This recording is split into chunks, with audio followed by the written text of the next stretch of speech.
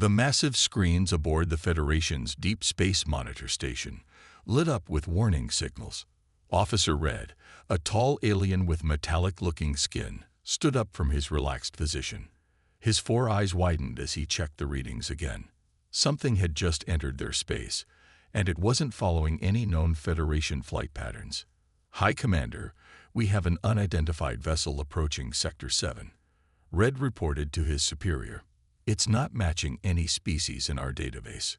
High Commander Blue moved closer to the main screen, his hover chair humming softly. The object was moving at impressive speeds, yet it wasn't using any of the standard Federation-approved drive systems. Even more unusual, it appeared to be powered by some kind of primitive nuclear fusion reactor. "Impossible," Blue muttered. "No spacefaring race would use such outdated technology." He ordered the defense grid to full power, following standard Federation protocol for dealing with primitive species. Aboard the HMS Thunder, Captain James Miller stood on the bridge, watching the stars streak by through the reinforced viewport. The warship's mission was simple: explore this sector of space and establish peaceful first contact if possible. The ship's massive frame, nearly a kilometer long, housed the best technology humanity had to offer, even if other species might consider it primitive. "Captain, I'm picking up multiple artificial structures ahead," reported Jones from his sensor station. "They appear to be some kind of monitoring network." Miller nodded, straightening his uniform. "Send out the standard greeting package on all frequencies. Let's do this by the book." The Thunder's communication array broadcast their message of peace in hundreds of formats. Miller had done this dance before. Most advanced species appreciated the careful approach, but something felt off this time. The response came quickly, but not in the way they expected. A harsh, mechanical voice boomed through the bridge speakers. "Unidentified vessel, you have entered Federation space. Your primitive design and outdated technology mark you as a lesser species. Power down your systems and prepare to be guided to the nearest processing station for evaluation." Miller's eyes narrowed. He'd dealt with arrogant species before, but this was different. "This is Captain James Miller of the Earth ship Thunder. We are on a peaceful mission of exploration and wish to establish diplomatic relations." The Federation's response was immediate and cold. "Lesser species do not make demands. Your attempt at communication is noted, but unnecessary. Power down now." "Sir," Jones called out, his voice tense. "They're powering up some kind of weapon system." Miller's jaw tightened. 6 months of peaceful exploration. And now this. "Shields up, but keep our weapons cold. Let's not escalate this." On the Federation station, High Commander Blue watched with amusement as his weapons officer targeted the primitive ship. "Fire a warning shot," he ordered. "Show them what real technology can do." The Federation's energy weapon lashed out, a beam of pure destruction meant to pass close enough to the Thunder to demonstrate their power. But what happened next shocked everyone on the station. The human ship moved. Not the clumsy evasion expected from a primitive vessel, but a precise, calculated maneuver that spoke of extensive combat experience. The warning shot passed harmlessly through empty space. Impossible. Blue's metallic skin flickered with agitation. Their reaction time. They couldn't have. Miller stood calmly on his bridge, though inside he was furious. "Send another message. Tell them we consider that an act of aggression, but we're still willing to talk." The Federation's sensors were going crazy trying to analyze the Thunder's movement. Their AI systems couldn't make sense of it. The ship had reacted faster than their calculations said was possible for its size and technology level. "High Commander," Red reported, his voice shaking slightly. "The vessel's shield technology. It's unlike anything in our database, and they're maintaining position in a way that gives them multiple escape vectors while keeping their strongest shields toward us. This is not primitive behavior." Blue stared at the strange ship on his screen. For the first time in his long career, he felt uncertain. The vessel before him violated everything the Federation knew about technological progression. It was simultaneously primitive and advanced, crude yet elegant in its design. Send word to the council. Blue ordered quietly. Tell them we may have made a mistake, and get me everything we have on this species, these humans. On the Thunder's bridge, Miller watched the Federation station carefully. First contact had gone wrong before, but something told him this one was different. These aliens didn't just underestimate humans, they fundamentally didn't understand them. And in his experience, that was often more dangerous than open hostility. Log this, he told his computer. First contact with the Federation. Initial response, hostile. Recommendation, proceed with caution. These folks don't play well with others. The Thunder's combat eye, Atlas, flashed another warning across the bridge's main screen. Lieutenant Tom Reed watched the numbers fly by, his mind already 3 steps ahead of the computer's predictions. Something about the Federation's attack pattern seemed off. Captain, Reed called out, his fingers dancing across his tactical station. Their weapons are following a mathematical sequence. Each shot is perfectly calculated to be exactly 17 degrees apart from the last. Miller leaned forward in his command chair. They're relying completely on their AI for targeting, aren't they? Yes, sir. And that's their weakness.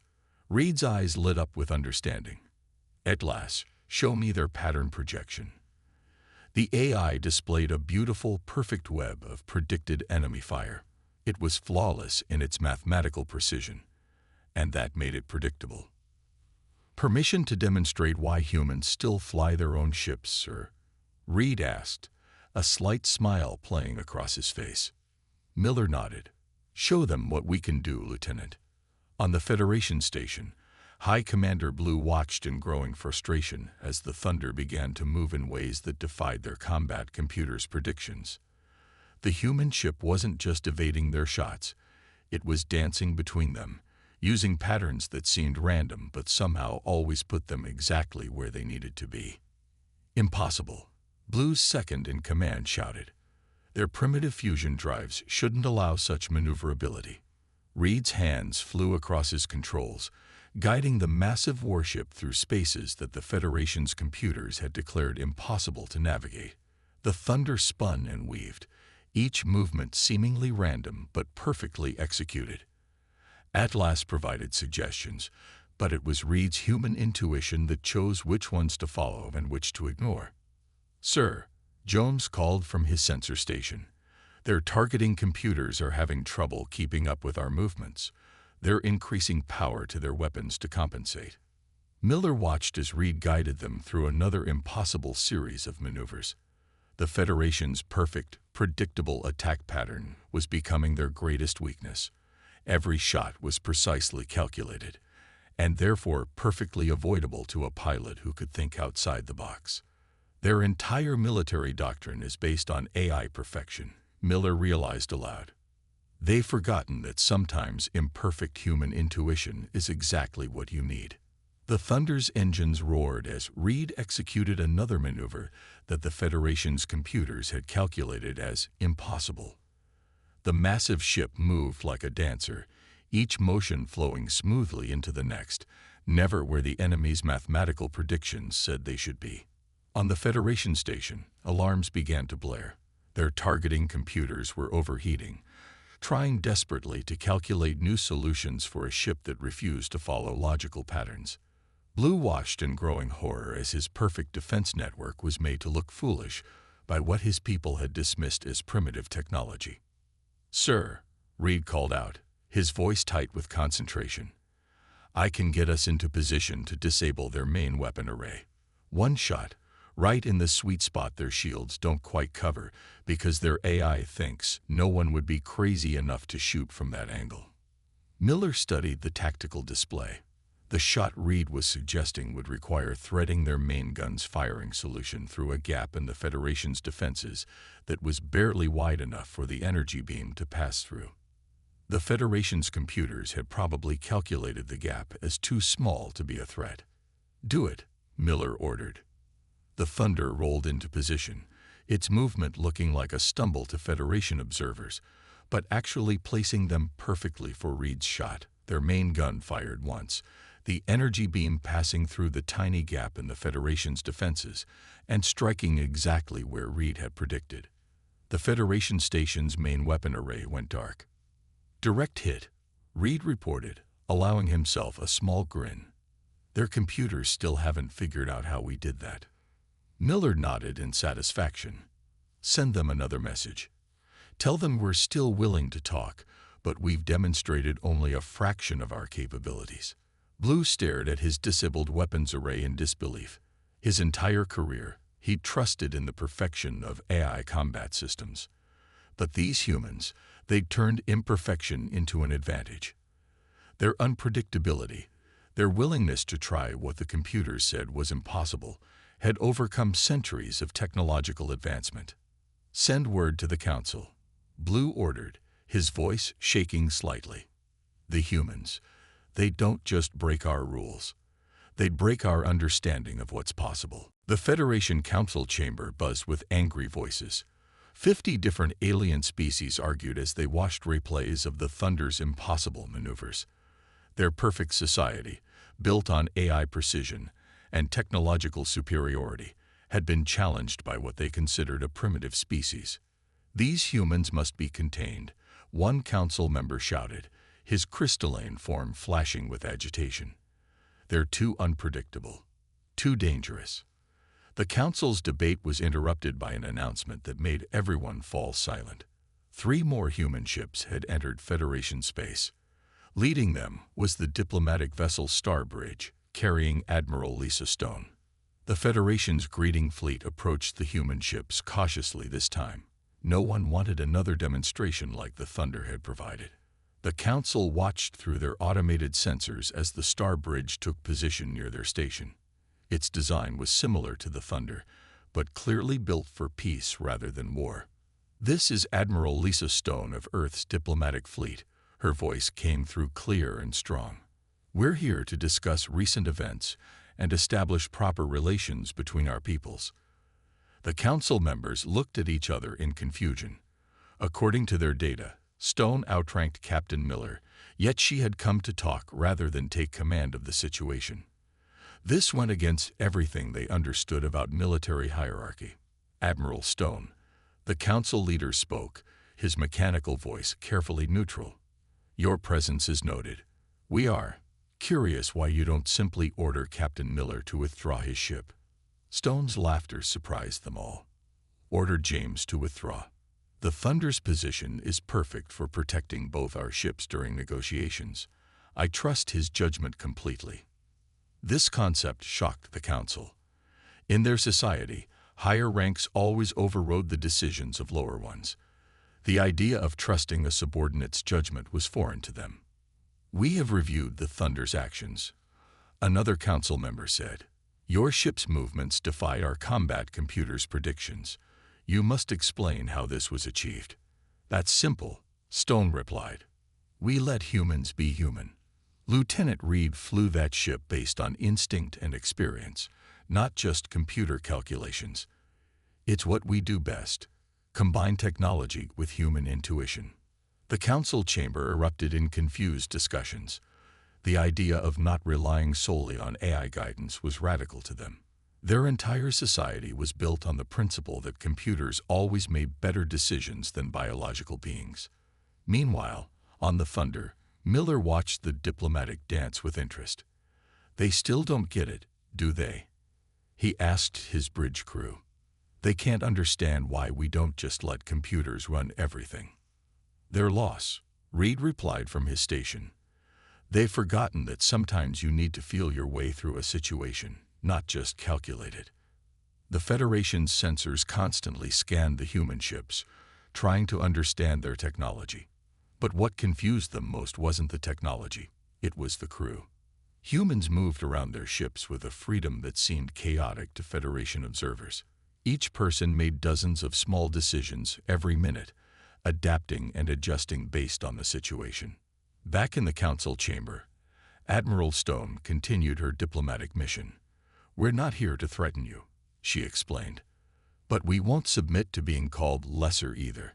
Humans have something your societies seem to have lost. the ability to trust our instincts alongside our machines.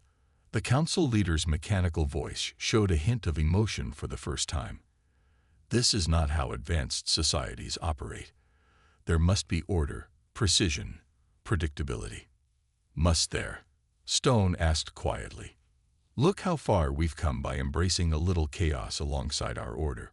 We're offering friendship and alliance, but it must be as equals. The council members shifted uncomfortably. Everything about humans challenged their fundamental beliefs.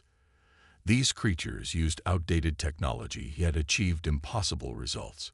They'd maintained military hierarchy yet allowed independent thinking. They embraced AI assistance yet relied on biological instincts. Perhaps, the council leader finally said, we have something to learn from each other. Stone smiled. That's why we're out here exploring. Not to conquer or submit, but to learn and share. Though, she added with a gentle warning in her voice, we're also quite capable of defending ourselves if needed. The council understood her message clearly.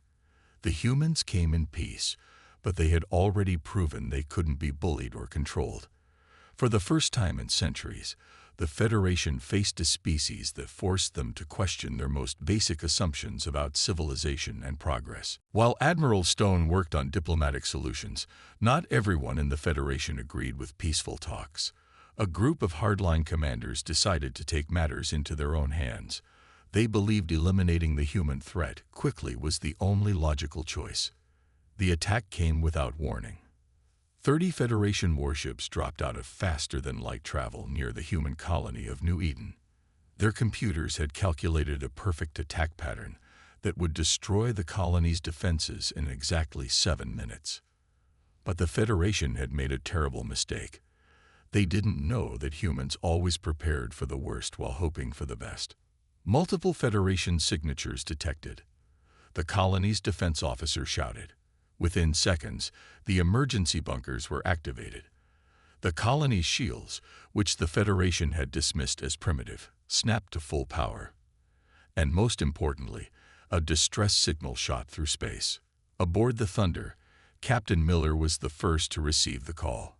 His face hardened as he watched the Federation fleet attack an innocent colony. All hands to battle stations, he ordered, his voice cold. They want to see what humans can really do. Let's show them.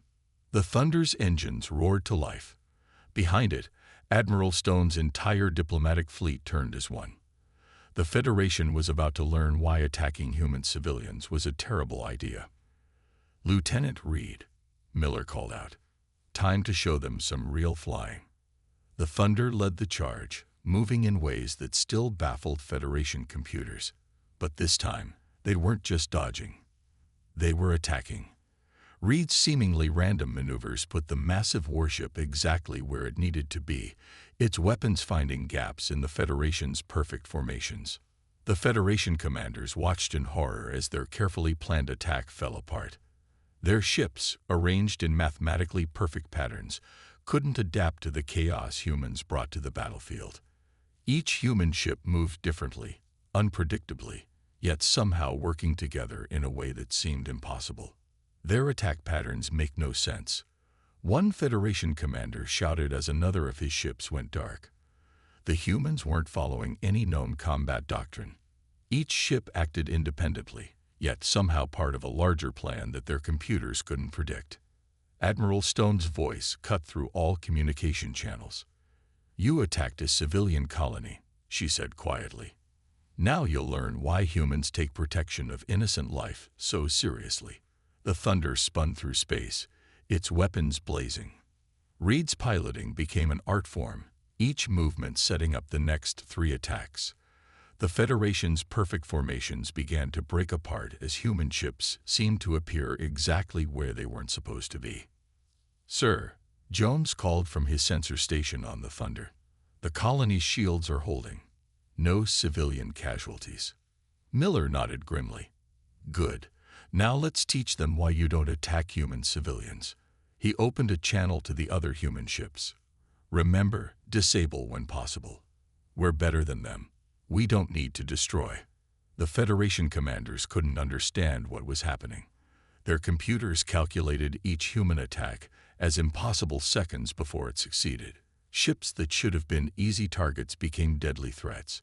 The humans moved as if they could see the future, yet their movements defied all logical prediction. In just 20 minutes, half the Federation fleet was disabled, not destroyed. The humans had deliberately targeted engines and weapons, leaving life support intact. It was a show of mercy that confused the Federation commanders even more than the humans' impossible tactics. "We surrender," the Federation fleet commander finally broadcast. "Please, we don't understand how you did this." Miller's response was calm but firm. "You attacked civilians. We responded. The difference is, we chose not to destroy you when we could have. Remember that." As the Federation ships powered down their weapons, Admiral Stone sent a message to the Council. "Let this be a lesson. Humans prefer peace, but we will protect our own. Your logical computers didn't predict this outcome because they don't understand something crucial about humans. We fight hardest when protecting others." The Federation Council watched the battle recordings in stunned silence. Their perfect military, with its AI-driven tactics and superior technology, had been completely outmaneuvered by ships they had called primitive. Worse, the humans had shown mercy when victory was theirs, a concept that their military computers had tagged as illogical and inefficient. They were beginning to realize that humanity wasn't just different. It was dangerous in ways their computers could never predict. In the depths of the Thunder's engineering section, Mark Wilson stared at his screens with growing excitement. While the Federation scientists were busy studying human combat footage, he had been studying their shield technology. And he had just found something that made him smile.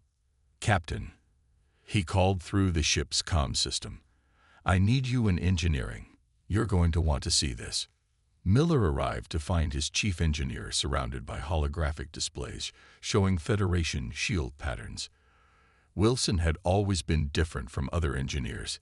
He didn't just follow manuals. He understood how things worked at a gut level. "Look at this, sir." Wilson pointed to a spinning diagram. "The Federation's shields are perfect. Too perfect. They're so focused on mathematical precision that they've created a pattern. And patterns have weaknesses." On the Federation's main science station, dozens of alien researchers watched human battle footage frame by frame. They had been working for days, trying to understand how these primitives had defeated their best ships. "It makes no sense," one researcher complained. "Their tactics change constantly.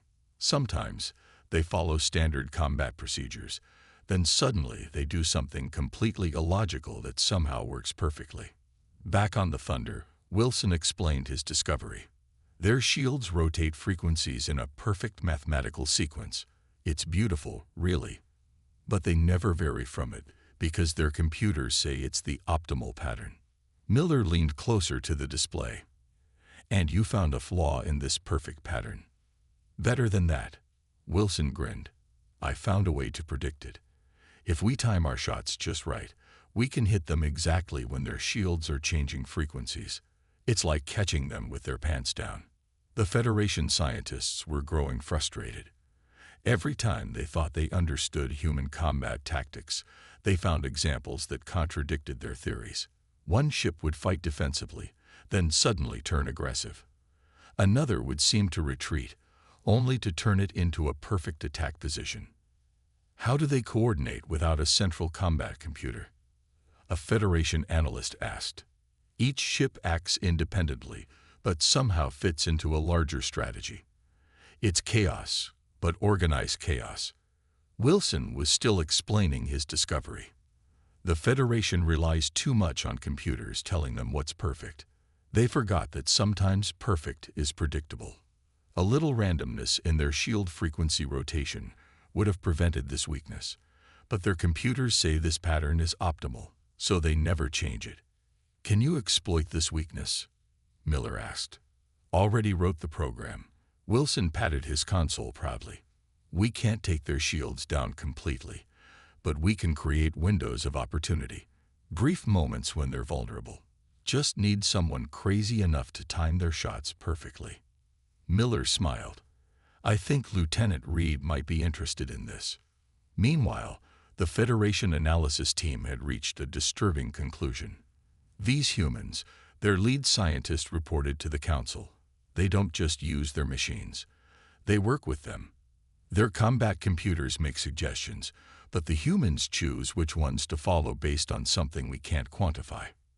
Intuition, another scientist said, and a logical concept our ancestors abandoned centuries ago in favor of pure computer logic. Wilson was showing Reed the timing program he created. The pilot's eyes lit up as he understood what it meant. "You're telling me if I can hit them at exactly the right microsecond, their perfect shields won't be so perfect." "Exactly," Wilson nodded. "The Federation thinks their shield pattern is unbeatable because no computer would ever think to attack during the frequency change. It happens too fast. But a human who can feel the rhythm of battle." The Federation Council received another troubling report. The humans weren't just studying their technology. They were understanding it in ways the Federation hadn't considered. They looked for patterns, for rhythms, for the small imperfections that pure logic overlooked. "These humans," the Council leader said slowly, "they think differently. They see patterns we've forgotten how to see. They find weaknesses in perfection itself." In the Thunder's engineering section, Wilson made final adjustments to his program. "It's ready," he told Miller. "Next time they want to fight, we'll show them that sometimes the biggest weakness isn't imperfection. It's believing too much in perfection." The Federation's perfect society, built on computer logic and mathematical precision, was about to learn that humans had kept something they had long ago abandoned: the ability to find opportunity in chaos. The Federation didn't wait long to test their strength against the humans again. This time, they sent their elite fleet, 50 ships with the most advanced AI combat systems ever created. Their computers had analyzed every previous battle and created what they believed were perfect counter-strategies. The Thunder watched them approach, but this time Miller wasn't worried. He looked at Reed at the pilot's station and Wilson at engineering. Both men nodded. They were ready. "Remember," Wilson said, checking his readings one last time, "you'll have exactly 3 microseconds when their shields switch frequencies. The timing has to be perfect." Reed's hands rested lightly on the controls. "In my experience, perfect isn't about mathematics. It's about feeling the right moment." The Federation fleet moved into attack formation, their ships arranging themselves in geometric patterns that their computers had calculated would be unbeatable. Their admiral sent a final demand: "Submit to Federation authority or be destroyed." Miller's response was simple: "No." The battle began. The Federation ships moved as one, their formation shifting like a giant geometric dance. But something was different this time. The Thunder wasn't just avoiding their attacks. It was moving with purpose, getting into positions that the Federation computers labeled as tactically worthless. "Now," Wilson called out suddenly, his eyes on the shield frequency data. Reed's fingers moved instantly, firing the Thunder's main weapons.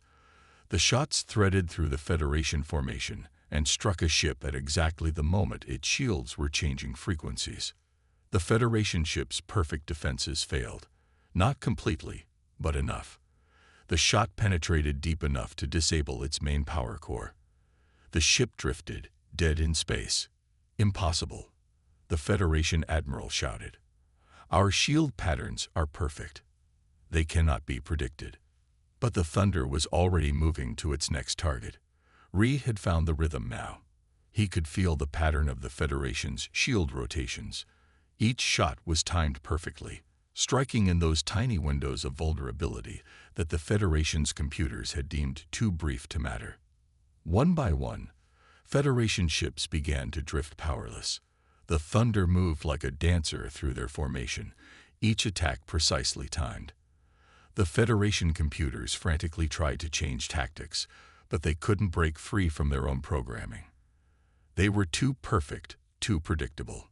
"Sir," a Federation officer reported, panic in their voice, "they're not killing our crews. They're deliberately targeting power systems and weapons. They could destroy us, but they're choosing not to. The Federation admiral watched in disbelief as his perfect fleet was systematically disabled. The human ship's attacks made no sense to their computers. They were hitting at exactly the wrong moments, yet somehow those wrong moments were perfect. More human ships arrived, led by Admiral Stone. Each one had been updated with Wilson's discovery. The Federation's unbeatable fleet was about to learn that unbeatable meant something very different to humans. Last chance, Miller broadcast to the remaining Federation ships. Power down your weapons. We'll help repair your ships and get your crews home safely. Why? The Federation admiral asked, genuinely confused. Why offer mercy when you could destroy us? Because that's what humans do, Miller replied. We fight when we must, but we prefer to make friends, even with people who started as enemies. One by one, the Federation ships powered down their weapons.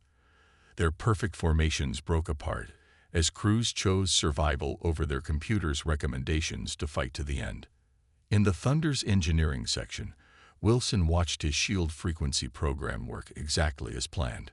Sometimes, he said to no one in particular, the biggest flaw in perfect logic is forgetting that imperfection has its own kind of strength. The Federation admiral sent one final message before surrendering. We do not understand you humans. You find weaknesses that cannot exist. You time attacks that cannot be timed.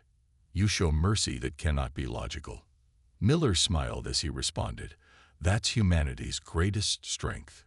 We do the things your computers say are impossible.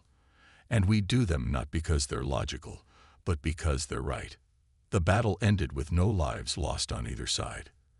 The Federation's perfect fleet had been defeated not by superior technology or overwhelming force, but by humans being human, creative, unpredictable, and guided by both mind and heart. The Federation Council chamber was packed with representatives from every member species. The recent defeat of their elite fleet had forced them to reconsider everything they thought they knew about technological progress and civilization itself. The Thunder floated outside their main station, its presence both a reminder of human capability and strangely, a symbol of hope. Captain Miller stood in the council chamber alongside Admiral Stone, facing the leaders of the Federation. Your species has defeated our best ships, the council leader began. You've found weaknesses in systems we thought perfect. By all our laws of war, you could demand our surrender. Yet here you stand, offering peace instead. Miller looked around the chamber. The Federation's architecture was all straight lines and perfect angles, just like their combat formations. They had built their society on the pursuit of perfection, never realizing that perfection itself could be a weakness. Humans don't want to rule you, Miller said simply. We want to learn from you, and yes, teach you a few things too. Your technology is amazing. Your society has achieved things we can barely imagine. But somewhere along the way, you forgot something important. Admiral Stone stepped forward. You forgot that sometimes the best solutions come from imperfection. From trying things that computers say won't work. From trusting instincts, as well as logic. The council chambers hummed with discussion. On the screens around them, recordings played of the recent battles.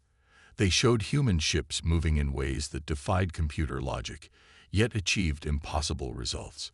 They showed the Thunder offering mercy when victory was certain. We've analyzed every aspect of your ships, a Federation scientist reported. Your technology is less advanced than ours in many ways, yet you achieve results we cannot. It defies all logic. Wilson, who had been invited to explain his shield frequency discovery, spoke up. That's because logic isn't everything. Every human victory came from combining computer precision with human intuition. We don't just use our machines. We work with them. The council leader's mechanical voice showed genuine curiosity. You speak of intuition, of feeling the right moment. These are concepts our society abandoned centuries ago in favor of pure logic. Yet you've proved they have value we didn't understand. Throughout the chamber, Federation ships' data scrolled across screens. Each defeat had taught them something new about humanity. The Thunder's maneuvers had shown them the value of unpredictability.